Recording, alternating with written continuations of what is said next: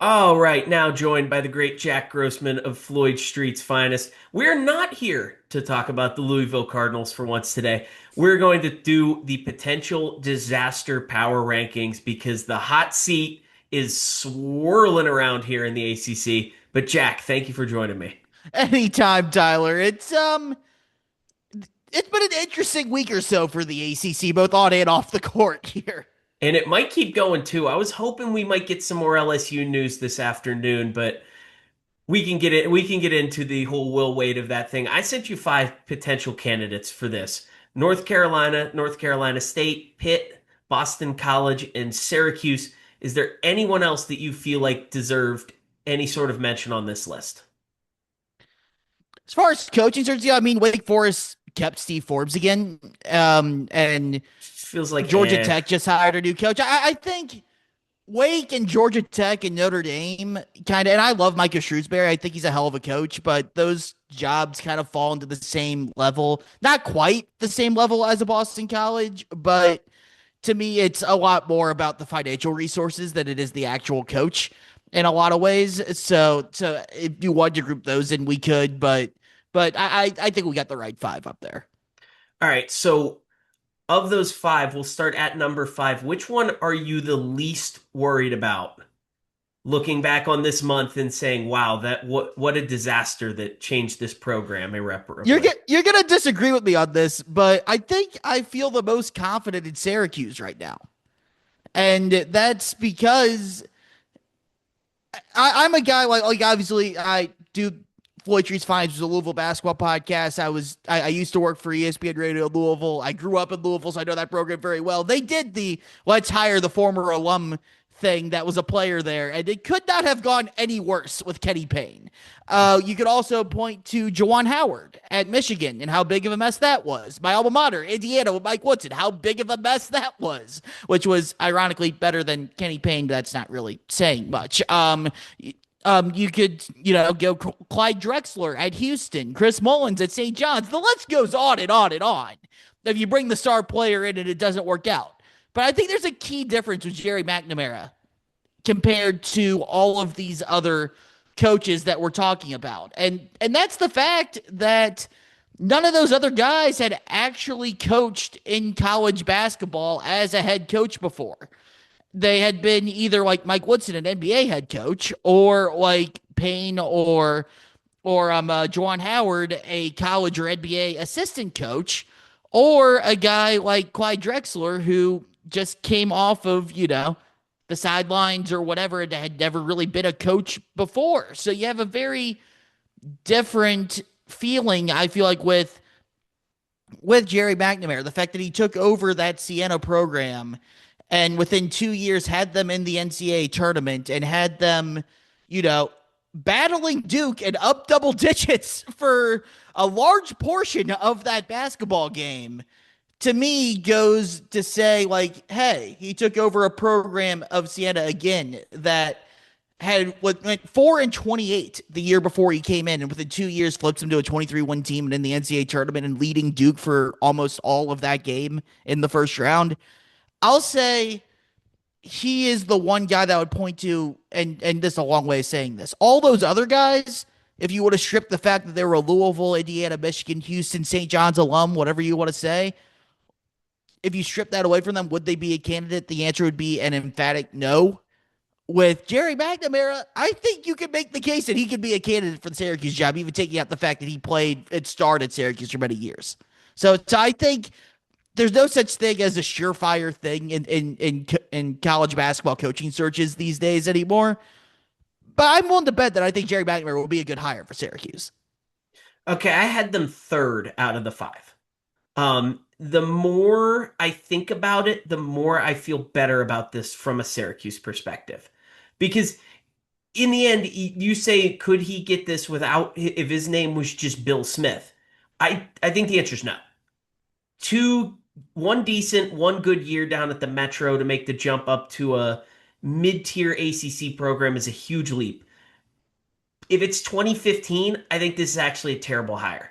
But Right, but since it's it's not 2015. 2026, yep, and the more I read about the fact that the money is just going to be there, that all the Syracuse donors who were pissed off about Red Autry, who guys who were aligned with Boeheim, who were basically threatening to leave if they didn't hire a guy that Boeheim liked. Everyone's going to be in harmony for at least a year or two now because they're all going to rally around McNamara. It will not stop irking me the fact that Syracuse made this mistake of hiring a guy basically because he was a Syracuse guy and Boeheim told them to, and it didn't work. Now, one of the things that actually probably hurts schools, and we can talk about another interesting thing with one of the other programs on this list. You make a mistake, you don't ever want to repeat that same mistake, and sometimes it takes you away from a good candidate. But that I just kind of can't get over that part. On the flip side, he's going to have money. I assume he's going to get at least one of his two best guys at Siena to come with him. Maybe he can keep Donnie Freeman. And it's occurred to me that we're never going to see JJ Starling wear a Syracuse uniform ever again, which automatically just helps the new coach. The Kion Anthony comes back. Should he want Kion Anthony to come back? Why not? He's a decent player. I mean, unless he is just a complete distraction in the locker room with what his dad's prattling on about, but he showed legitimate promise last season. I'm not just saying it because he's his kid, but he does seem like just an extreme poor man's Mello. Oh yeah, Yep. he is. Yeah. Yeah. Well, and again, if you like, you're not going to tell him no because you don't want to piss off your former teammate who is one of probably the biggest donors Syracuse could have. But yeah, I mean that is a question. Like, can Kion Anthony develop into a star player that you're going to build around? Will be a question for him also. But yeah, I mean it's a common theme around all this. And you brought this up, how one decision you just snowball into another. To where you look at Syracuse, like they've been to the NCAA tournament one time this decade. Like that's so weird. Like we grew up with Syracuse with Boeheim and the 2-3 zone and making all these deep runs, dominant regular seasons in the late 2000s, early 2010s, making some Cinderella runs in the late 2010s. Just for them to have fallen this far is just kind of depressing. And Pitt falls into this. They've fallen much farther than Syracuse has. We'll get to them later. But like Pittsburgh, I think of that. NC State, who we have on this list, I think about it. And then Louisville staying in the ACC. I think that as well. That's something that I think a school like North Carolina is going to be fighting when they make their next hire. So with Syracuse, it's not quite. I don't know if Jerry McNamara is going to win a national title or if he's going to be in the Final Four, but I think he do a good enough job to get you back in the NCAA tournament and start doing that fairly consistently again to take that first step to try to get back to where you want to be. The defining characteristic of those late Boeheim teams that I just think about that 2018 team that stunk and had no business being in the NCAA tournament at all. And then they won 3 games and made the Sweet 16. And that was just kind of the end of the Boeheim years because no matter how bad they were, he still continued to win in March. And now they can't even get themselves into the tournament. But my number 5, the more I think, the more I thought about it, the more I've just come to realize that even if Pitt absolutely sucks this year in the final season of Jeff Capel, I'm not sure how much long-term damage that does. Like they're already in the nadir. Just keeping him around and having one more bad year, I think, is basically just throwing away one year. And that's where I've I kind of don't think let you it. can afford to do that though if you're Pitt. I don't think they have any fans left to lose. The one thing that Right, but the longer you hit rock bottom, and this is something that we were talking about before the podcast with Louisville. The longer you're at rock bottom, the harder it is, and the more years it takes to build that back up. Apathy is a very hard thing to overcome, and that's something that you can't just say, well, you're going to throw away a year. The more time passes, the more, especially in a city like Pittsburgh, where you have other stuff to do. I get it, the Penguins are terrible right now also, no, but the Penguins are fine this year. are they They're fine gonna they're gonna actually? actually make the playoffs. All right, never mind. I take that back. You see, I work in hockey. I know nothing about hockey, which is actually quite hilarious, but for my day job. But that kind of proves the point more. You have the Penguins that are in the playoffs. You have the Steelers. The Pirates, at least you got Paul Skeens. Like, there's other things to do in the city of Pittsburgh. Pitt basketball, if you don't get this fixed, just gets forgotten. And you just end up being like St. John's was for 25 years in New York City. you have to get this fixed. I don't think you can just keep sitting around. Now, the financial question, you know this way better than I could. Is this purely a financial decision that they didn't want to pay the buyout? I think so. We kept hearing that it was done. They had the money, but I think they had to cobble it together from a whole bunch of different places. And it seems like in the end, they decided they were going to pay take half of that, invest it into the roster for next year, and then just wait around to see if they got to pay him next year instead. Fair. But I mean, I guess there were still people showing up to boo last year. I don't know what the heckler's going to do now that Jason Capel's not on staff because he was a particular target of one unruly fan last season. But Oh no. yeah, I mean, it's just going to be forgotten. I think the one significant thing they may look back on and say, "Oh my God, what a mistake!" is the chance to get Gerard Calhoun, Yeah. who is now going to Cincinnati, and maybe he takes Cincinnati over Pitt anyway. But it's pretty clear that he would have at least been interested in the job had it opened. Yeah, that's where, if you were to move earlier, maybe you get in before the Cincinnati job even opens and you're able to hire him and have all the paperwork done before that even comes into play type of deal. Hell, I wanted Indiana to hire Jared Calhoun last year. I think that guy's a hell of a coach. Cincinnati did well there. But yeah, I think it's something where if they could get the thing back rolling again, I mean, like, man, Kevin Stallings, which is weird because he did such a good job at Vandy for a long time. And it was just a train wreck. I feel like I said this about Syracuse. Like it's depressing that Syracuse isn't what it used to be. It's depressing that Pitt isn't what it used to be. Like those were in the Big East. Those were battles, man. Like I loved watching those teams. DeJuan Blair and Levance Fields and Sam Young and Brad Wanamaker. Those teams were great. And is there a little bit of you on the Pitt side? Do you think there's not that Jamie Dixon is making Elite Eights or Final Fours or anything like that at TCU, but it is TCU we're talking about, and he's getting them in the NCAA tournament more often than not, and he's usually winning at least a game when he gets there.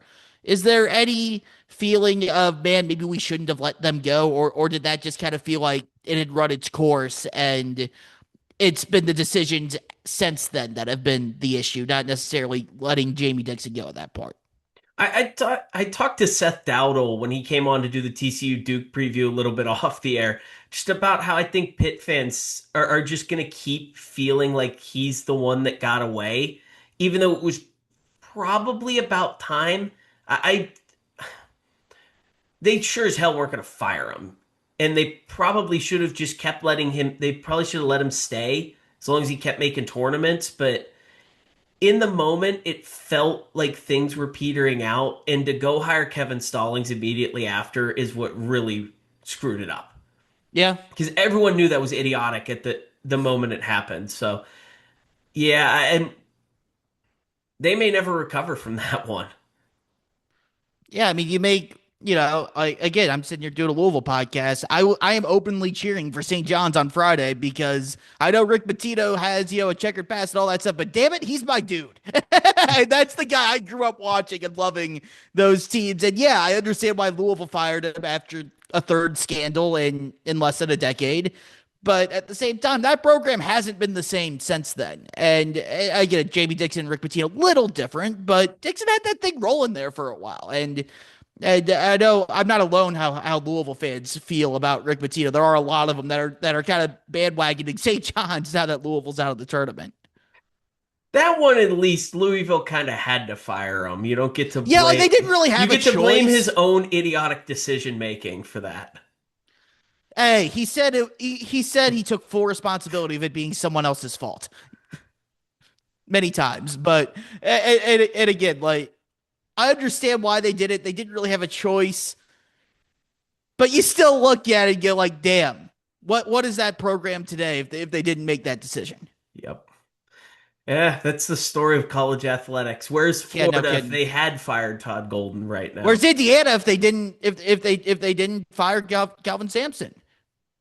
Yeah, for something that's completely legal now. Don't get me started on Where that. where's LSU if they didn't fire Will Wade? We can get to that in a Yeah, second. But probably hiring Will Wade. where did you have Pitt on your list? I had Pitt too. Okay. Who is your number four then?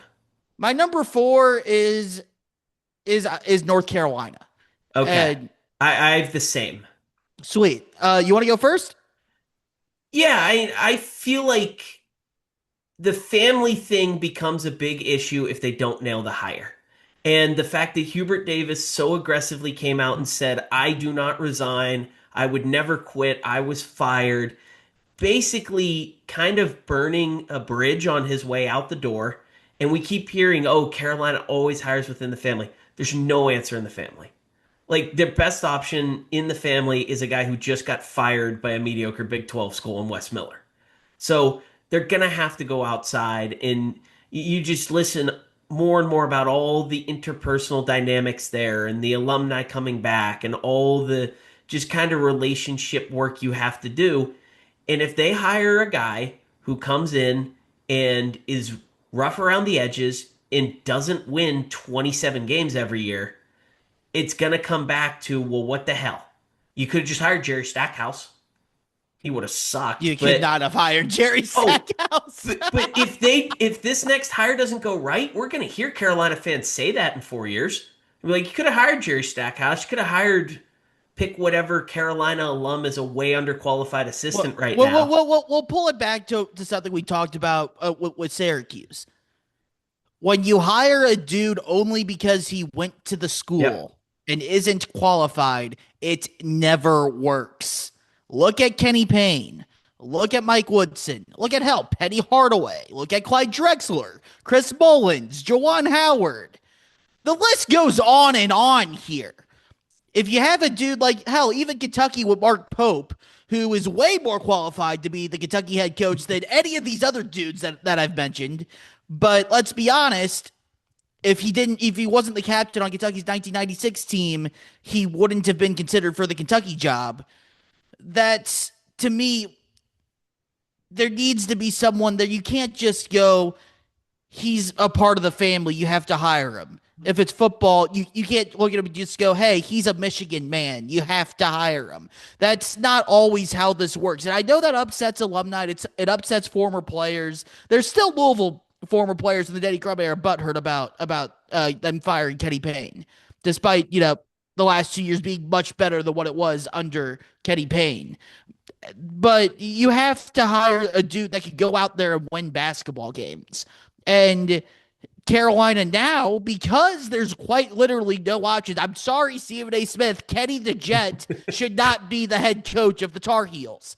That should not happen. You have the opportunity of, let's go see how good this job actually is. Because I'm fascinated by this coaching search. Can they get one? I mean, I'm recording with Mark Lieberman later tonight, and he's a former Billy Donovan assistant. I'll ask him again, but I've asked him it before. Does Billy Donovan want to come back to college coaching? And his answer's always been he doesn't want to deal with the headache that is the transfer portal and recruiting in 24/7, so he much prefers the NBA with that schedule. So I would not expect Billy Donovan to be the head coach at North Carolina. But if they're able to pull someone like a Todd Golden, like a Dusty May, like a Mark Byington, you're getting a hell of a coach. But that's also, we've seen now, we've seen the Kentucky job, the Louisville job, the Duke job, the Arizona job, all come open within the last 5-6 years or so. And we haven't seen the guys like the Byingtons, like the Nate Oateses, the Goldens, the Mays leap for those types of jobs. Indiana as well. And I think in the new era, I'm not saying what's right or what's wrong in this, but I think the way most coaches are feeling, if you're Dusty May right now and you don't have to deal with being in the spotlight in the pressure cooker that is a North Carolina type job for 12 months out of the year, you could just sit there, get your money from Michigan to build the roster wherever you want to, go out there, be great. And if something goes wrong, no one really cares because it's all about the football anyways, 80% of the time. I think they view that as better than entering the pressure cooker. I don't know if I necessarily agree with that because I would say what makes programs like Carolina, like Kentucky, like Duke, like Louisville, like Indiana so great is that you do have this crazy good fan support that's unlike other schools when you are winning. But that's the decision I'm going to have because we saw Kentucky do this. We saw Kentucky go out and try to hire Scott Drew, and he said no. And Mark Pope was like their fourth or fifth dude. Could Can Carolina go out and get one of those guys that Kentucky could not do? To me, is absolutely fascinating with this coaching search. So that's the reason I have them at 4, is because I feel like in the end they are actually going to nail this, and they're going to find somebody in the TJ Otzelberger, Grant Yeah, that's another McCaslin one. Yeah, class. Jack, you know who my guy is for this? I have not heard his name connected to this job by anyone who I value their opinion. Why would they not just go hire Brad Underwood? that's Because a I don't, hell of a name. and why Yes. would he not take that job? He's never going to win a national title at Illinois. I think he's done about what he can do at Illinois. I think there is a little bit of because I know some people that went to Illinois, so not that it's a very big sample size, but it's a sample size of we kind of think this is all there is that you're going to get out of Brad Underwood from that. Now they have a chance to go make a Final Four, especially if they're able to beat Houston on Thursday night, whatever it is in the Sweet 16. But yeah, no, I think Brad Underwood would be fantastic at Carolina. I think he would be a great coach. I mean, we've seen the Illinois coach do a blue blood thing work before too with Bill Self, and now that's another question: does that Kansas job open up too? That would be absolutely wild if both of those jobs were open at the same time. But yeah, no, Brad Underwood would be great. I think Byington would be my guess on who they head up with. I have absolutely no inside info when I say that. That just I could see that happening there. But I think he'd be a really, really good hire as well there. But yeah, no, TJO, McCaslin, those are all very, very hot, great names that other teams have tried to get to, and they weren't interested though. Like would TJ Otzelberger be more interested in a North Carolina than Indiana? Carolina obviously a step up than IU, but that is a question. Does he want to enter that type of situation? We just don't know. Yeah, and especially with Kansas coming open, I would think like Otzelberger, Ben McCollum, they would probably be more interested in Kansas than North Better job, Carolina. Carolina or Yeah. Kansas. I think we're gonna find Probably out. If Bill Self retires, we might probably find out. Kansas, because that's it. Like Kansas in that state, it's Kansas basketball. That's the only That's thing that true, truly matters. and it's maybe not the best. It may not be the most objective thought because it's, a guy from in the Carolina family. But Roy Williams did leave the Kansas job Yep. for Carolina.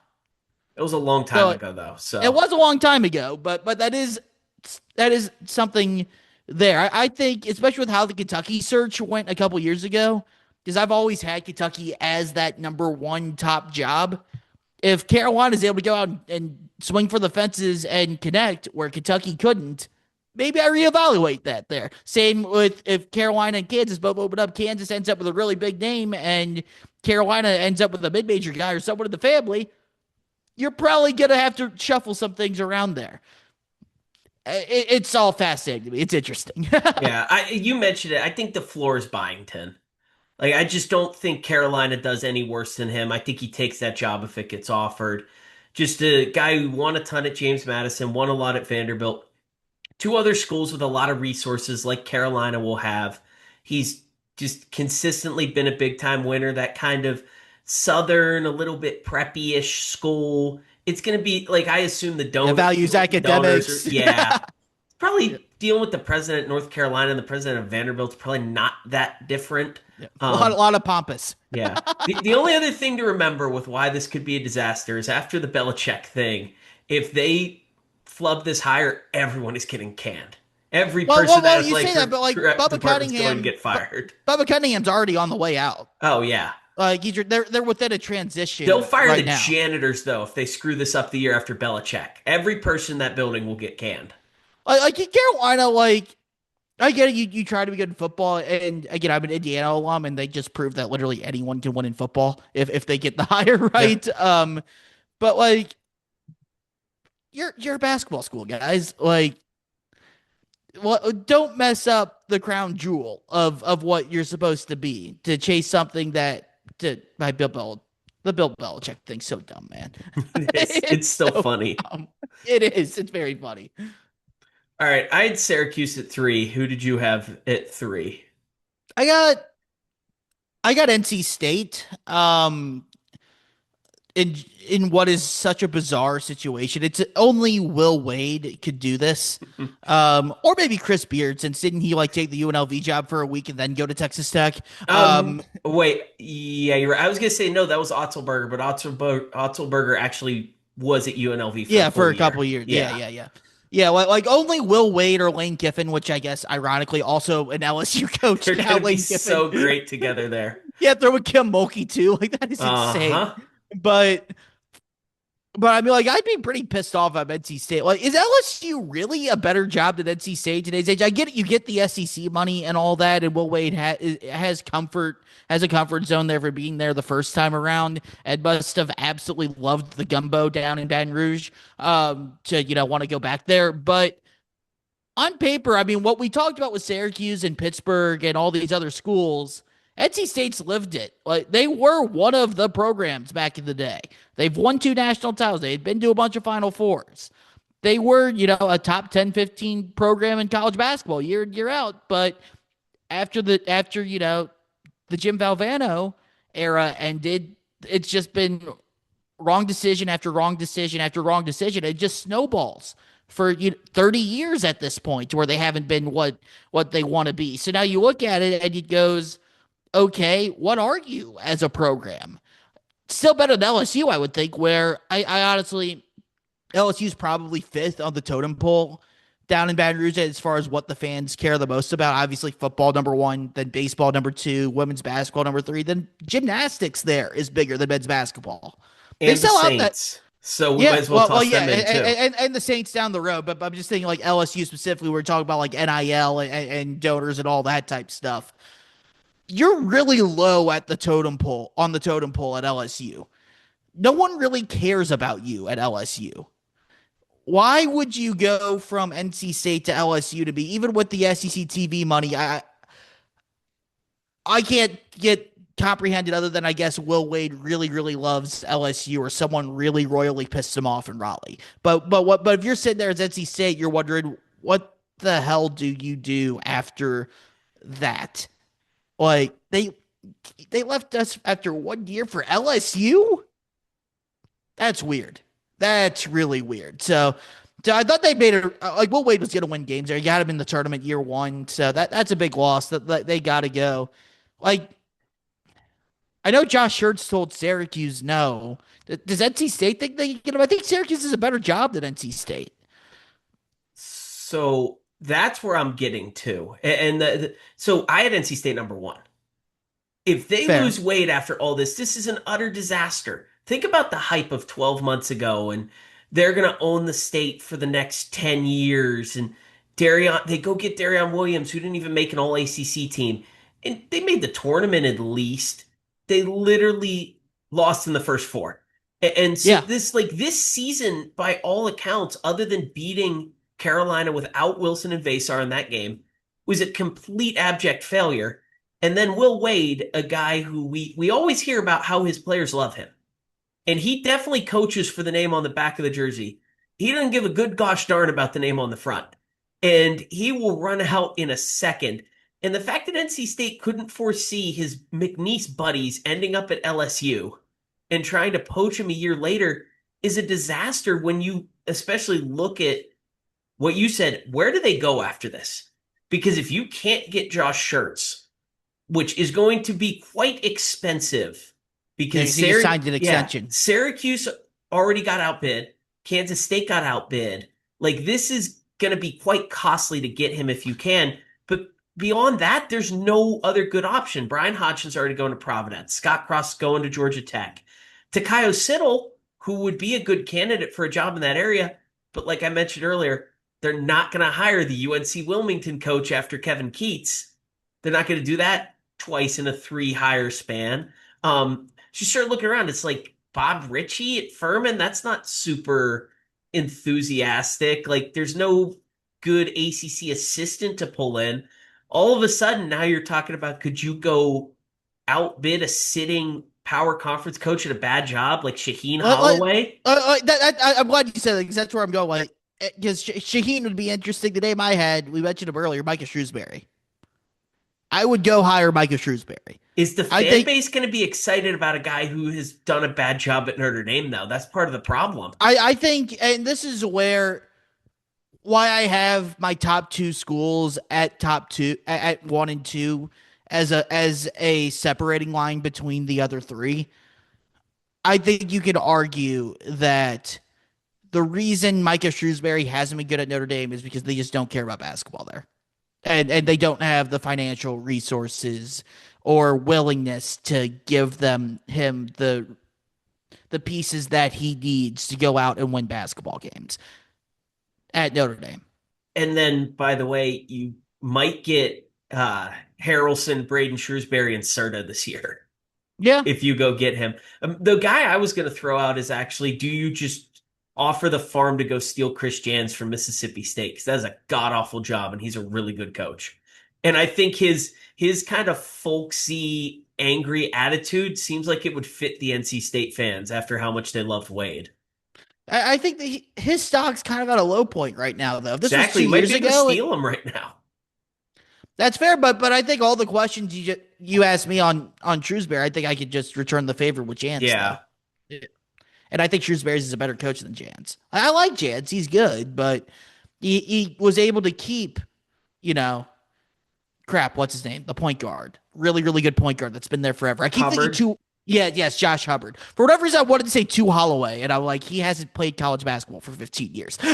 But yeah, no, he had Josh Hubbard for 4 years. He was able to keep him there, and it declined the last 2 years with him. That to me is not great. I know Mississippi State probably isn't giving you the resources either that you really need, but the fact that you were able to keep a star like that, you declined 2 straight years, not ideal Yeah. to me. But yeah. But in the end, that's my whole point. That's why I have them number one. I don't know where they go if and when Wade leaves, but I don't know where they go, but they will make an attempt.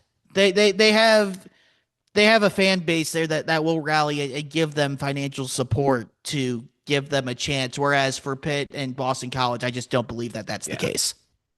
So that's And that to me is the difference between NC State and the other two. so that's the last one. So if I'm doing the math right, you've Boston College at one, I have them at two. I mean, what? I mean, the program's dead, man. It sucks. I mean, this is a program that made 7 NCAA tournaments the first 10 years of the 21st century. Like, they used to be a good program, but they're playing in like an intramural gym.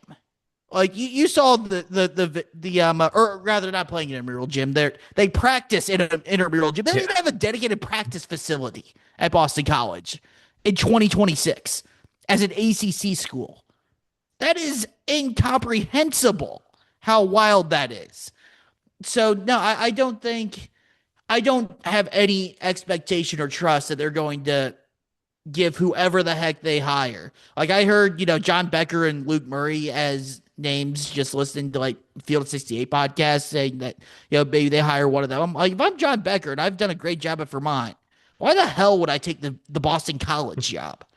If I'm Luke Murray and I'm Dan Hurley's head assistant, you've done everything you could do as an assistant at this point. You can get a better job than Boston College. Like you have the ability to be picky there if you're either one of those two guys. I don't see why anyone would touch Boston College's job with a 10-foot pole at this stage. It's just the program isn't funded. There's no one that goes to the games. You haven't made an NCAA tournament since, 2009. You've had one winning record since 2011. Like the program is so far just dead at this point, and you're not getting financial resources or financial backing, which is more important than what the past records show. I don't see why anyone would want that job. And if I was ever advising someone who was trying to get jobs, I would say, hell no, that is a death sentence to take that job. Yeah, Murray would be an idiot to take it if they're not adding more financial investment to the program. That's the only reason they're two for me. Is if they hire Murray, it shows me that maybe they found some money that hadn't previously been there. But once the whole Eric Olin pipe dream died, and then it seems like the Joey Gallo thing died, I wanted either Matt Langle or Brian Earl. It looks like they didn't even talk to them. And it really just kind of feels like it might be John Becker or Eric Conkle at Tulsa, both of which are just solid coaches who should not have ACC jobs right now, and feel like you hire one of them, they're there 5 years. Maybe one year they absolutely nail it in the portal. They go 8-10 in the ACC and win an NIT game, and that's about the peak. And But eventually that will get you fired again. yeah, and but at the same time, like you argued that Pitt could go lower. Boston College definitely can't go lower than where they are. Yeah. Nobody cared 5 years ago there. So it's basically, is this the head coach who maybe starts to revive some excitement, or is it the head coach that you hire in 2031 that maybe starts to revive a little bit of excitement? Until proven otherwise, I just think they're perpetually going to just hire someone for 6 years and fire them with, Yeah, with little to no success. Until proven otherwise, why should we expect anything different? it does seem like they might be waiting for Conkle to lose in the NIT. And Maybe. if that's the guy, that's probably where this is all But headed. like if you're him or if you're John Becker, why would you take that job? You take a better mid-major job first, and and then and then you take a better power conference job once you succeed there. John Becker's been unable to get a better mid-major job for a while, though, and I just wonder if this might literally be the best job he can get. Conkle shouldn't take it. He's young and he's in a decent conference. Like, just hang around at Tulsa. You win a couple games there. Maybe all of a sudden you could get like, I don't know, Oklahoma next year or something, Yeah. or Oklahoma State. It's at least better than Boston College. And a name for NC State, circling back to that, Mike Boynton on Michigan staff. I think he could be good. Yeah, that's not a bad Oh, one. He was good at Oklahoma State, which is just yeah. a god awful program. Yeah, and now he's on Michigan staff with Dusty Bay doing like the basketball version of the Nick Saban rehabilitation program. He's in charge of their defense, which is fantastic all year. Of course, it's helpful when you have Yaxel, Morris, Johnson, and Mara all on the court at once. But yeah, no, I think that would be a name that NC State could look at. I don't know why I circled back to that, but just popped in my head when you said Oklahoma State. But It wouldn't get the fan base super fired up, but I feel like he could win enough year one to get them but engaged. you can't be trying to win the press conference. You should be Yeah. trying to win games on the court. Well, they were trying hard to win the press conference last year, and then they didn't win games on the Yeah. court. So, Well, I mean, exactly. Like, how many times do you see when there's a coaching change made that you do the opposite of what you did the time before? And you went for the big swing to win the press conference. You won the press conference. You didn't win the games, and he's probably going to ditch you for LSU of all places. And so now you pivot, do the opposite. Go, look, we tried to win the press conference. That didn't work. Let's try to win basketball games. And can Mike Boynton win basketball games? I think he could at NC State. I agree. I agree. But all right, we covered all five. Jack, any other lingering thoughts on the other ACC teams before we wrap this up? Think Duke gets the Final Four? No, I think they beat St. John's and lose on Sunday. That's my official prediction. That's how I felt going in. Just no Foster is going to kill them against a really good team at some point. They're not deep enough to survive this all the way through. And I think that really good team is going to be St. John's. I think it's Michigan State, but it could be. St. John's just, and I'm falling into. I'm doing the thing again with Pitino. I mean, you give Rick Pitino a week to prepare that Sweet 16 game. That is where he works his magic, man. I think he 14-1 all time in the Sweet 16. The one loss came, of course, to John Calipari in Kentucky because that's just he owned him, man. There's no other way to put it. I'm bending my knee to Emperor Calipari on that. But last time I checked, John Shire's not John Calipari. He's a better X's and O's coach than Calipari, but he doesn't have the mental, matchup there. And we just saw this over the weekend with Bill Self, who had never faced Rick Pitino before. He had faced him once when Pitino was at Iona, but it wasn't Pitino at the peak of his powers. Kansas looked absolutely flustered and just Yep. did not know what to do offensively for 34 minutes of that game. And you can tell Bill Self, who is a top 10 coach of all time, more likely than not, it is incredible, had no answers for what to do with Rick Pitino because he just hadn't seen that before. So if Caleb Foster doesn't play, if Foster plays and he's healthy and Duke's fully healthy, that they will beat St. John's because they're just, when they're healthy and clicking, they're rolling, but they haven't been healthy and clicking for a couple weeks now without Foster. I think St. John's can get them. I think they can devise a defensive plan, make them incredibly uncomfortable, Shire, as great of a coach he is, he's fantastic. He's going to be a star in this game for a long time. He's never had to face Rick Pitino before. Mhm. He's never had to see that defense before. Caden Boozer, a true freshman, has never had to see that defense before. Cam Boozer has never had to see that defense before. That is a shell shocking thing that you see over and over and over again.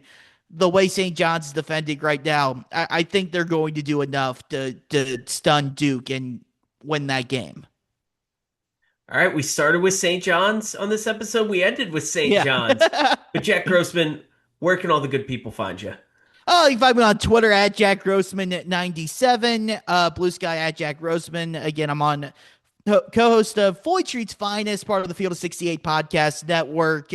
Usually me and former Louisville assistant Mark Lieberman breaking down everything U of L basketball, and we'll probably be talking to March Madness as well this week. So we're recording about a half hour or so after this. So look for that on YouTube, Spotify, Apple Podcasts, however you consume podcasts, that type of stuff. There, Floyd Street's Finest, again, part of the Field of 68 podcast network. We'll be talking all off season as we get to the portal and all that stuff too. We'll be having fun. Everyone go follow Jack, him, and Coach Lieberman. There is no one better as an authority on Louisville basketball. So go and listen to that into the offseason and next season. And Jack, thank you for joining me. Anytime, Tyler. Always appreciate it, man. A blast as always.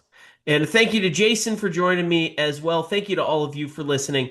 Be sure to follow the show at Up the Coast Pod on Twitter. If Duke wins, we'll be back on Saturday to recap that, preview the Elite Eight. If not, it'll be sometime next week. So check out the Twitter feed for all that information.